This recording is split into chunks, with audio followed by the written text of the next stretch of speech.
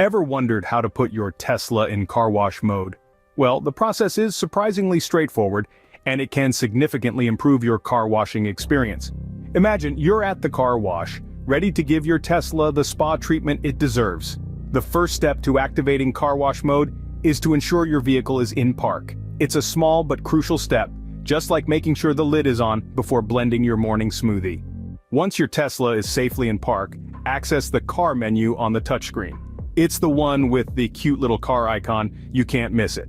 Next, you'll want to tap on Service. It's towards the bottom of the list, but don't let that fool you into thinking it's not important. After tapping Service, you'll be presented with a menu of options. Among them, you'll find Car Wash Mode. Tap on it, and voila, your Tesla is ready for a thorough clean.